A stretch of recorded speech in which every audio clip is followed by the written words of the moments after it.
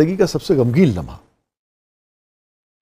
غمگین لمحہ یہ ہے کہ میرے والد صاحب جو تھے نا وہ جلدی دنیا سے چلے گئے.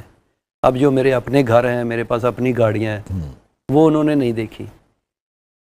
اور جو میرے ماں باپ نے مجھے نہیں نہ دیا، میں نے اپنی اولاد کو ان سے بڑھ کے دیا ہے، لیکن اس کا کوئی بینیفٹ نہیں ہو رہا مجھے.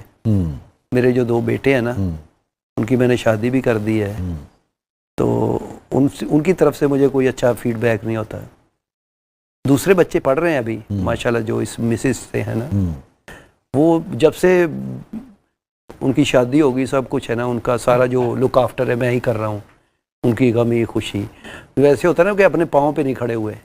تو ہم نے تو اپنے والد کے ساتھ بہت کام کیا، محنت کی، تو انہوں نے آج تک کوئی کام نہیں کیا، وہ بیٹھے ہیں بس. وہ مجھے بہت جھٹکا لگتا ہے کہ میرے سامنے میری اولاد کوئی بزنس، کوئی کاروبار یا کوئی ایسا جس سے ان کا روزگار چلتا رہے. میں تو آرٹسٹ ہوں نا، میں کل کو یہ تو ایک سورج ہے فنکار، اس نے چڑھنا ہے پھر اترنا بھی ہے، ختم ہو جانا سارا سسٹم. تو وہ کل کو کیا کریں گے، وہ میں ان کی ذرا فکر ہے مجھے.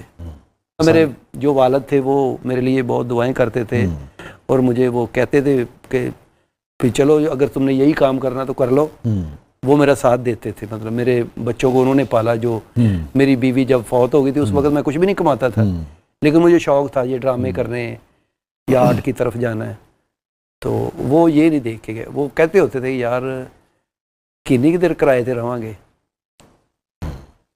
وہ مجھے تھوڑا سا ہے. آج بھی میں نے جو گھر بنایا نا اس کے میں نے اپنے والد کا ہی نام لکھایا ہے. بہت اچھی بات. واہ واہ. مگر وہ اس میں رہ نہیں سکے. وہ رہتے ہیں، وہ آس پاس ہی ہوتے ہیں کہیں. مگر اس کے بننے سے پہلے ان کا انتقال ہو گیا تھا. ہاں.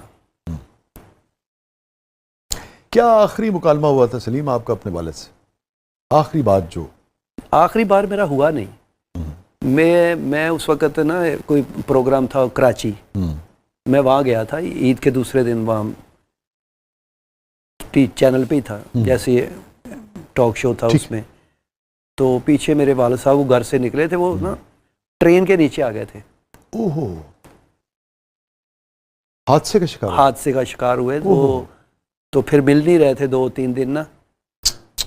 تو پھر پتہ چلا کہ وہ ادھر تھانے گئے. انہوں نے تصویر دکھائی، کہتے ہاں یہ بزرگ تھے لیکن ہمارا علاقہ نہیں تھا، وہ دوسرے تھانے کا کام تھا، ان کو ہم نے سپرد کر دیا ہے. پھر ادھر گئے، پھر وہ ہاسپٹل میں جو سرد خانے ہوتے ہیں وہاں رکھے ہوتے، وہ وہاں سے جا کے جو باکس ہوتے اس میں پڑے ہوتے.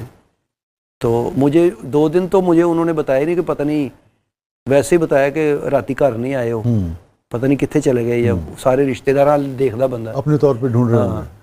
تو پھر جب میں دوسرے دن مجھے کراچی میں ہی پتہ چلا، شکیل صدیقی صاحب اکٹھے ہی کام کر رہے تھے، تو انہوں نے پھر بتایا یار تمہارے والد کی ڈیتھ ہو گئی. وہ مجھے اچانک پھر وہ جو جھٹکا لگا نا، وہ آخری کوئی بات ہوئی نہیں، وہ حادثہ ہی ہوا ایک. انا للہ و انا الیہ راجعون. لیکن اگر میں پوچھوں کہ زندگی کے کس موڑ پہ، کس موقع پہ آپ کو اپنے والد سب سے زیادہ یاد آئے؟ ہاں، جب یہ میرے بچے مجھے تھوڑا سا پریشان کرتے ہیں نا، تو مجھے پھر اپنا باپ یاد آتا. کیونکہ میں نے کبھی بھی اپنے باپ کو پریشان نہیں کیا تھا.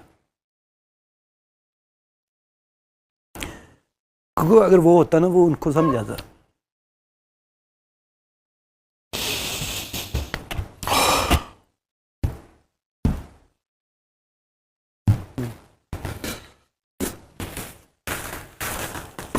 یہ زندگی کے فیزز ہیں، اونچ نیچ.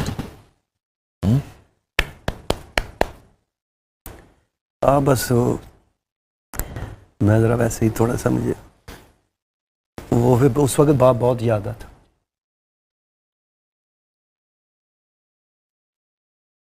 کوئی بات نہیں، کل کو انہوں نے بھی باپ بننا ہے، وہ بھی دیکھیں گے. پھر ظاہر ہے اللہ کرے وہ، میں تو 24 گھنٹے ان کی دعائیں کرتا رہتا ہوں کہ اللہ ان کو ہدایت دے، رزق دے، سب کچھ دے. ان کی وجہ سے میں تھوڑا سا بس پریشان رہتا ہوں. میرا باپ نے ان کو بڑا پالا ہے، مطلب میں تو فیلڈ میں تھا، وہی اس کی لک آفٹر کرتا تھا ان بچوں کی. وہ پڑھے بھی ہیں لیکن وہ سمجھتے کہ ہم آرٹسٹ کے بیٹے ہیں تو جو کچھ ہے بس یہی ہے. ان کی شادیاں کی، ان کو گھر لے کے دیا اپنے اپنے کہ ادھر رہو، تاکہ کل کو تمہیں یہ نہ کوئی کہے کہ تمہارا باپ تو تمہیں گھر تک نہیں دے کے گیا، یہ کچھ چھاتی نہیں ہے تمہارے پاس. میرا اپنا گھر علیحدہ ہے، ان کو علیحدہ لے کے دیا ہے میں نے. تو بس وہ ہے کہ اس وقت مجھے اپنا باپ بہت یاد آتا ہے، کیونکہ میں نے اپنے باپ کے ساتھ بڑی محنت کی ہے. میرا باپ نا رس بیچتا تھا، رس یہ بسکٹ وغیرہ، تو میں بھی ان کے ساتھ بیچا کرتا تھا. ہمارے اکاڑا میں نا منڈی لگتی، مال منڈی، وہ 4 دن کی ہوتی ہے جو بھینسیں وغیرہ بیچتے ہیں. تو ادھر ہم صبح صبح جا کے ناشتہ بیچتے رہے. پھر میرے باپ نے جو رسے بنتے ہیں نا مشینوں پہ وہ کام کیا. اس کے ساتھ وہ ہاسپٹل میں دال بھی بیچتے رہے ہیں، جو کراری دال، وہ بھی میں ان کے ساتھ، میں نے اپنے باپ کو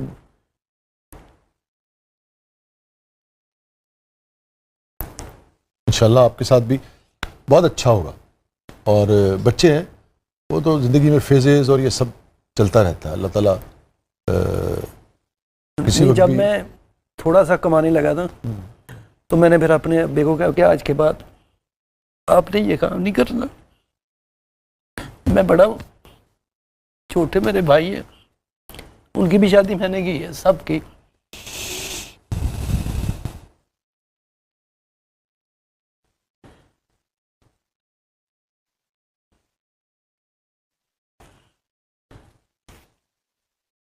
میرے ابو بہت نائس آدمی، شریف آدمی تھے، ایماندار. آپ کی بھی سلیم ٹریڈ میں آپ کام کرتے ہو نا، سب ایک دوسرے کو جانتے ہیں نا سیٹ پہ جب دارا یہ آرٹسٹ بھی میرے ابے کو جانتے تھے، پاپا کو نہیں آپ کو بھی میں بتاؤں، آپ کو بھی سب آپ کی بڑی رسپیکٹ کرتے ہیں، بڑے اچھے لفظوں میں آپ کو یاد کرتے ہیں. اور ہم نے تو یہ دیکھا ہے قدرت کا اصول ہے، اس کو کچھ اور منظور ہو تو اس کی مرضی ہے، مگر یہ کہ جب انسان اچھا ہوتا ہے، اچھا کرتا ہے، انشاءاللہ اللہ تعالیٰ اس کے لیے بھی دیر سویر سے ہی مگر ہر چیز ٹھیک ہو جاتی ہے. بہت شکر ہے، سب کچھ ہے میرے پاس.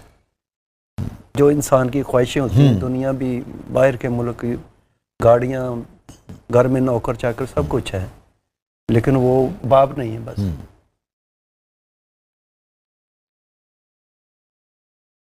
کیونکہ جو انہوں نے ہمیں دیا نا، میں نے اس سے بڑھ کے اپنے جو میں نے نہیں کھایا زندگی میں